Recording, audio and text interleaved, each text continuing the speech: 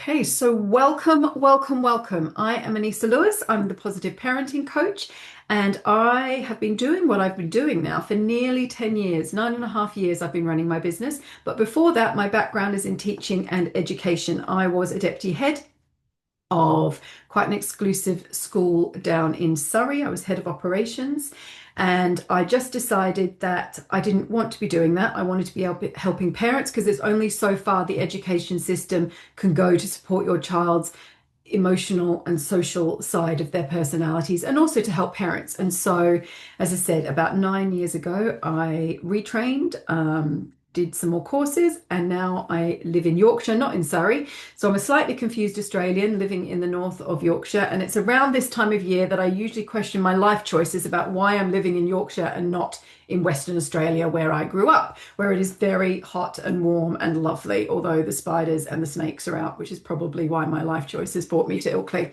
I think it's also important for you to know that I am a mum myself. So my daughter is, how old is she now? She is 17. She will be 18 in June. So we have navigated the younger years. We have got through the toddlers. We have got through tweens, and we are going through the teenage life at the moment and A levels. And all I can say, you think toddlers is an interesting period, just wait until you hit year 9. And that's when you sort of, again, you're like, whoa, I need all of those tools that Anisa has put into my toolkit. And again, if your child has swam through year 9, then please reach out and let me know what your secret was, because I think that nearly broke me as a parent. So I am also not the perfect parent. I very much make mistakes. I don't get it right. And that's okay, because I'm here to learn and I'm here to be curious. So today's talk is practical. Today's talk is more of an overview around resilience and raising confident children.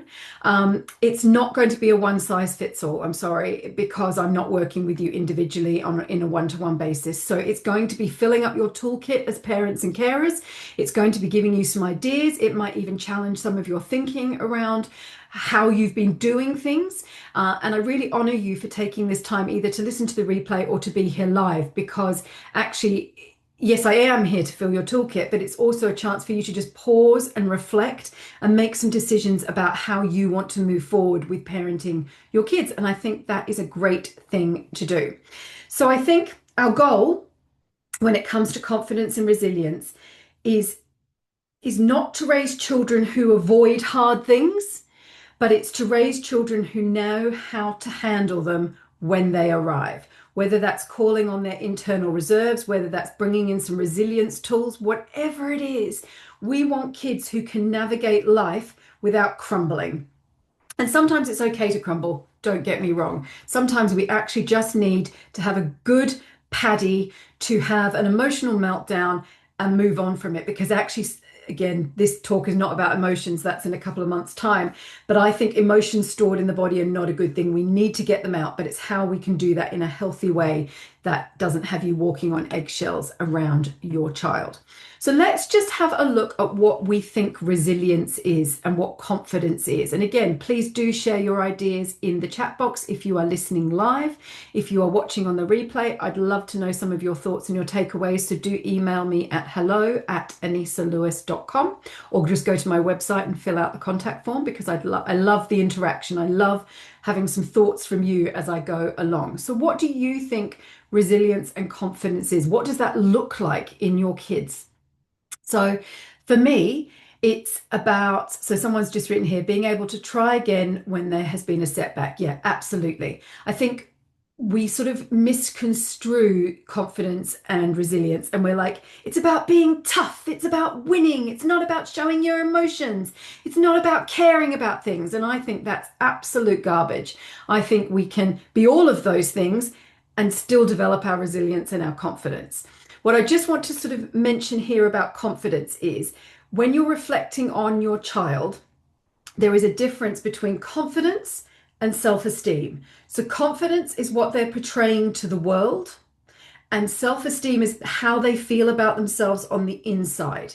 So confidence can be, being able to put their hands up in class, challenging some behavior with it, which they see within their friendship groups, asking for help when they need it, those kind of things. But self-esteem is pinning, for example, all of their hopes and dreams on getting a certain score in a test or scoring a goal in a match that they're playing, or an idea just came to my head and it's just flown out again, but you get the idea. So is the confidence what they're challenged, finding hard, struggling with, or is it that inner sense of knowing who they are? So I work with quite a few young people, and I would say 9 times out of 10, it's usually the self-esteem inside that I need to work on rather than confidence on the outside. Because even if they're a little bit shy, even if they're a bit reserved, most of those kids are actually quite firm in who they are, but what's going on the inside is not a true reflection on what they're putting out into the world. Okay, so resilience here is about feeling what's going on, staying in it, even when it feels a little bit uncomfortable, and then the recovery from it, however that might look for your child in that situation. So whether it is the toddler who's had a complete paddy over having the pink cup rather than the blue cup, or whether it is your teenager who's having a complete strop about something that's happened in a friendship group, or you're not allowing them out, or rolling their eyes at you, or whatever, it's how do they bounce back from those experiences. And I think confidence grows through stretching your comfort zone. So we live in our comfort zone. So imagine this is your comfort zone here, and you're inside a balloon or a rubbery type something. A balloon is easier to imagine. And what I'm asking here is for you to stretch the comfort zone ever so slightly by pushing on the sides of the balloon so that it stretches, because we all know what happens to balloons when they get stretched and expanded. They never quite go back to how small they were originally. They do move. And that's a really lovely thing for us to talk to our children about, even little ones. Big ones will probably understand it easier, but you're inside a balloon and we're just asking you to stretch the walls a bit. What we're not asking you to do is expand it so far that you get into the panic zone and your balloon pops, because that's not great either. So we really are pushing along the sides in order that our confidence and our resilience grows and we can overcome something that we previously thought was hard. So confidence is I can try. Resilience is I can recover from the failure or from the not quite getting it right or from the perfectionism. I can recover from that. I can bounce back from that because I am more than that experience. So I don't know how many of you have heard of growth and fixed mindsets. Let me know with an emoji, either floating up on my screen or into the chat box. Thumbs up if you've heard from it or something else. And if you haven't, then pick an emoji that works for you. But yes, so I think growth and fixed mindset is something that you will probably need to be aware of with your children. There is a lot of stuff out there in schools at the moment about growth and fixed mindsets. Well, certainly was when I was in the classroom, and I can't imagine it's gone anywhere, because it's good stuff. So it was brought about by a psychologist. I want to say she was from the States, Carol Dweck. And the idea is that the growth mindset is a bit like the open parachute. You know, it knows that it can't achieve everything yet, but it's willing to try, or it's willing to problem solve, or it's willing to expand, or it's willing just to have a go. Whereas the fixed mindset is more, this is what I was born with, these are my skill sets, this is what I can cope with, and I am not pushing that comfort zone because that is far too scary and yucky and I don't want to do it. So what we want to be doing is encouraging that growth mindset within our children so that they can stretch that balloon into the stretch zone, and then their comfort zone becomes bigger. But there is a lot of stuff out there on growth and fixed mindset. So if I've piqued your interest or you don't know much about it, just Google it or chat GTP it, and it will bring up some more information for you. So one of a really lovely tool kit for this bit about resilience is a 3-step response. So we're going to name it, we're going to normalize it, and then we're going to nudge it. So let me give you an example.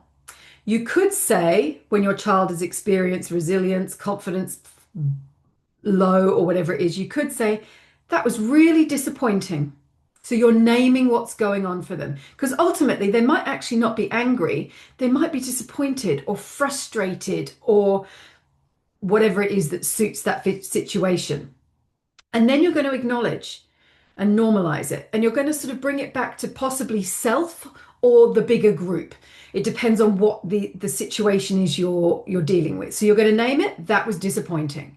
You're going to normalize it. You might say that lots of people feel that way when they don't score a goal, or lots of people can get frustrated when they don't get their own way, or I feel a bit angry when someone takes something from me. So we're normalizing it, not to diminish, is that the right word? Possibly, how someone might be feeling, but it's just to say, actually, you are not alone in this. This is not something that you are navigating by yourself.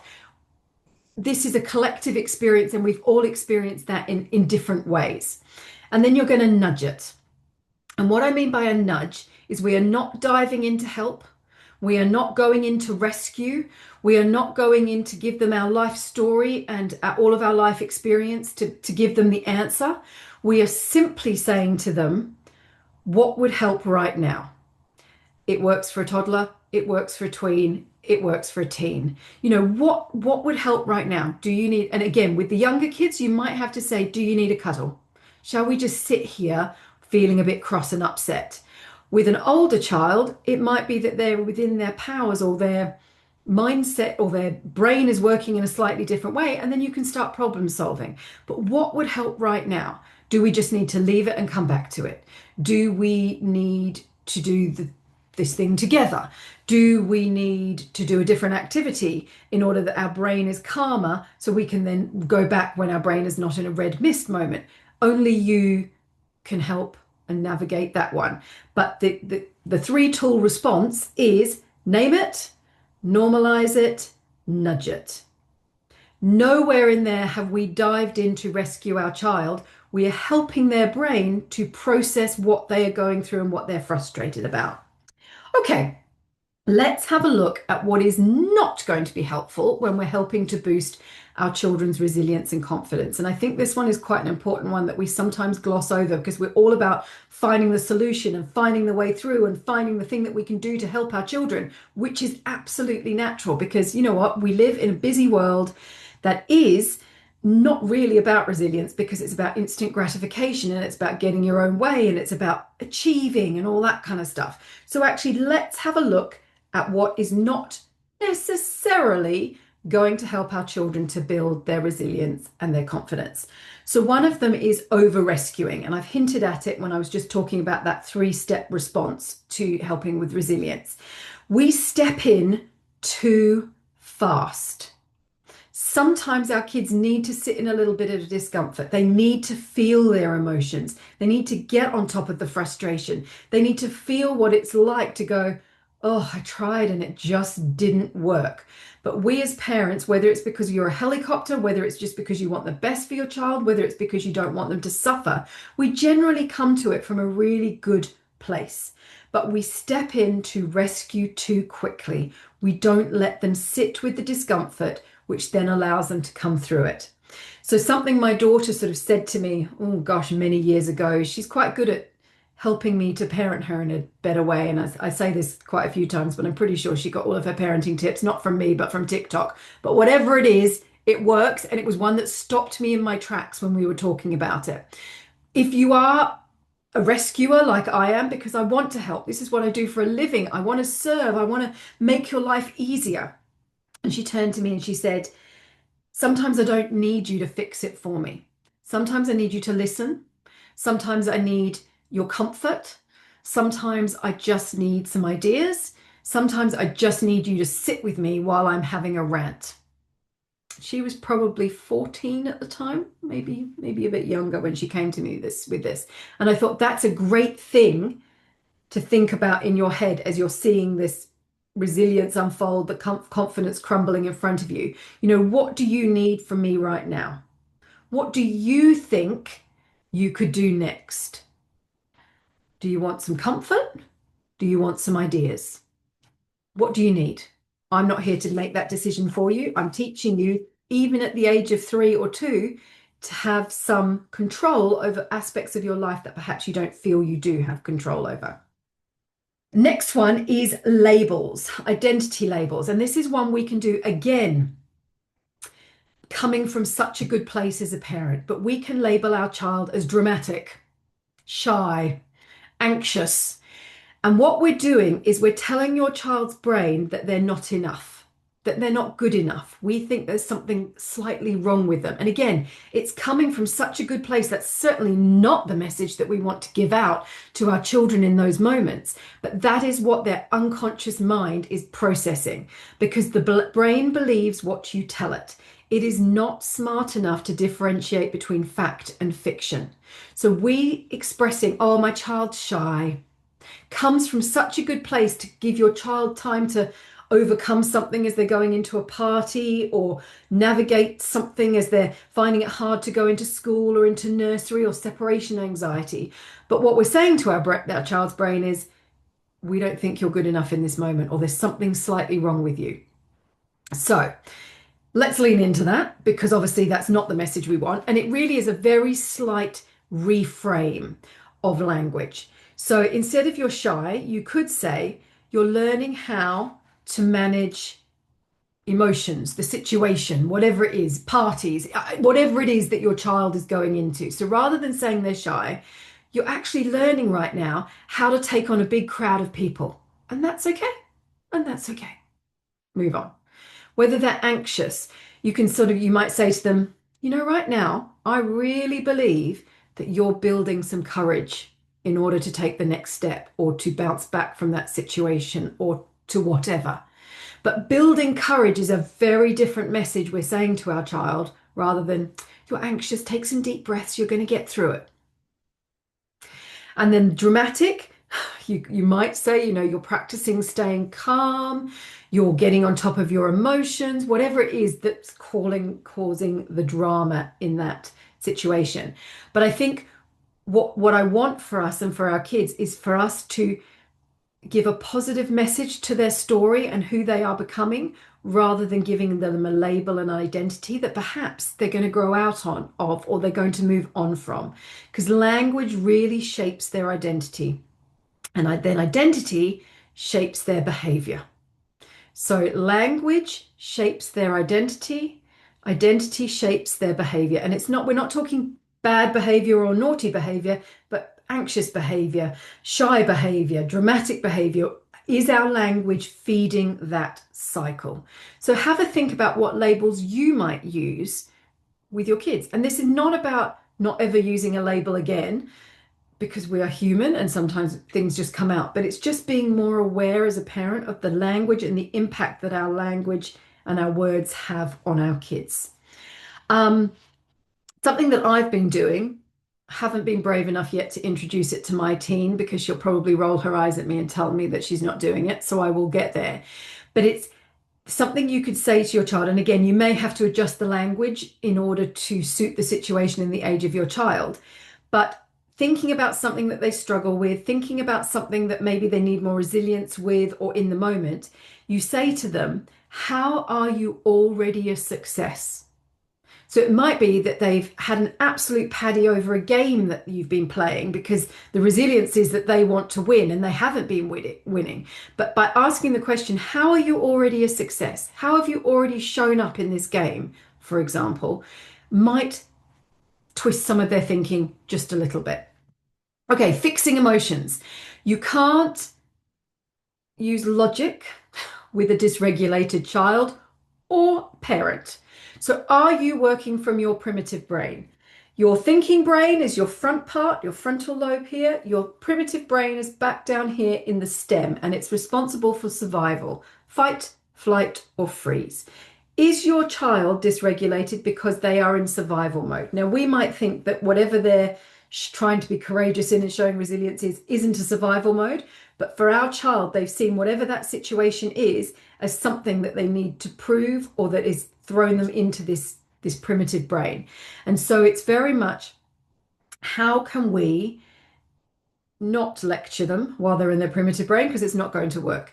How can we get our child regulated so that then we can use logic, and we can use problem solving, and we can use creative ideas in order to move them forward, so that they can practice resilience? So if a child is rolling around on the floor having a tantrum, that is a true sign that they are not in their thinking brain.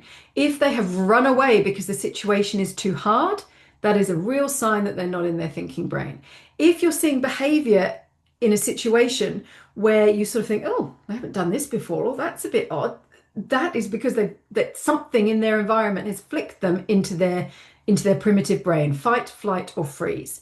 So let's build our children's regulation toolkits so that we can get them out of it. The 3 Ps are quite a good thing to think about. So that is positive thinking, positive interactions, or positive activity. From experience, getting them to think positively when they're in red mist moment will probably result in more of a meltdown. So I would leave that one until they are coming through it to the other side. But you can certainly do distraction.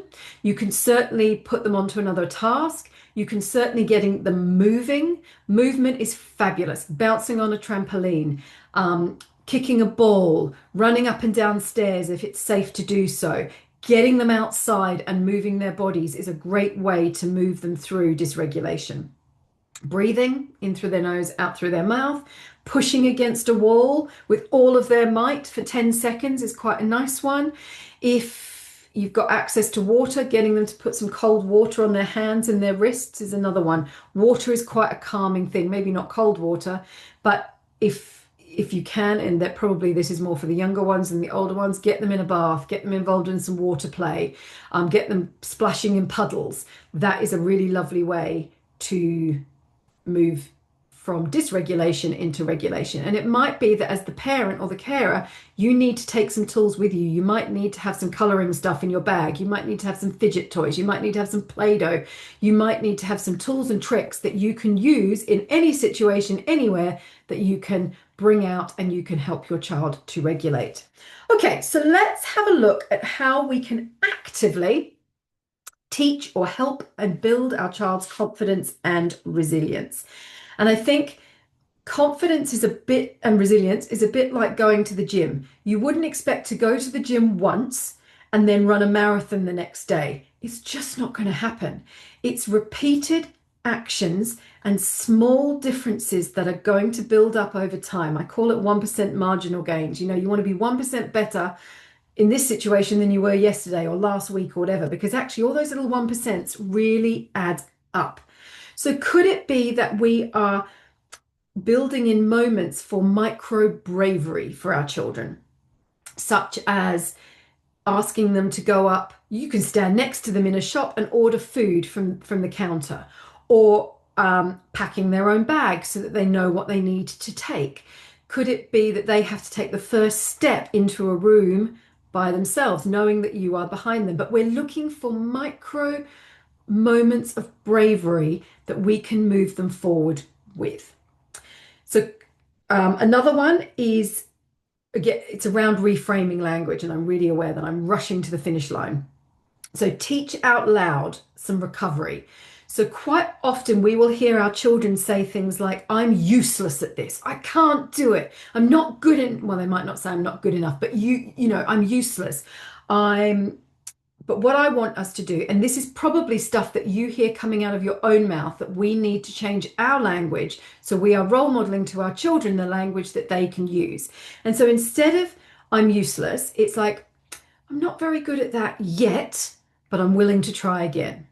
Or that didn't work, I'll try whatever it is that's appropriate for you to look at it again. But how can you re-look at your language to role model to your children in that situation? And then I want to talk about the growth cycle, and I've written it down so I ensure that I remember what the growth cycle is, because it's just my luck, I'll forget it halfway through. So the growth cycle is, and we did hint about this earlier, so this is not going to be new, but your child tries something. They then feel uncomfortable. They stay in this discomfort. They survive the discomfort, and then they grow from it. So they try something. They feel uncomfortable, they stay with it, they survive, and then they grow from it. What we normally do as parents is we jump in at the they feel uncomfortable stage, because that's probably where you get the big emotion and the big output or the loudness or the whatever it is that you're seeing in front of you. And that's where we stop the cycle. So they don't get an opportunity to stay. They don't get an opportunity to survive, and they don't get an opportunity to grow. So I'm going to leave it there because I have rushed forward to 12:30. So in the chat box, if you're listening live, ping me an email if you're watching on the replay, or leave a comment on YouTube. What's something that's resonated for you today? What's something that you've thought about that thought, oh, quite like that thought, or how Anisa's framed that? Perhaps some thoughts to think about while you're doing that is, where am I overprotecting my kids? Where could I have allowed a wobble, but I dived in too quickly? What story am I reinforcing for my child through the labels and the words that I'm using? And do I coach as a parent, or do I rescue? Some really powerful stuff there. So we've got some takeaways. We've got growth cycle, not jumping in too soon, adapting language about identity. Oh my goodness, they're coming in thick and fast now. Language shapes behavior is interesting, especially good girl, absolutely, or naughty. I'm not about labels. I was the good girl, and it all comes crumbling out later in life. How to start and how to reframe. So that's great. Asking how they need help. So this is all amazing. So thank you so much for listening. I have got the next, I'm looking at my cupboard to tell me when the next one is. So the next free clinic is the 23rd of March. So in fact, exactly a month's time. And we're looking at power struggles, all about behavior in that one. So that one's behavior. I'm also in the process of launching some community events where we're going to bring, it's, for want of a better word, it's a parenting network, where we're going to do some in-person events and we're going to do some online stuff for a little bit longer to bring communities together so that you know that you're not alone and you're not navigating stuff. And so that is really exciting. So that is something that's on my website. It's called Seasons of Parenthood. So that's great. So that's that. And I also work with parents one-on-one, if that is something that you are interested in. So thank you so much for listening in. Thank you so much for your time and your energy. I've gone a couple of minutes over. I will get the replay out to you, and thank you again for joining me today.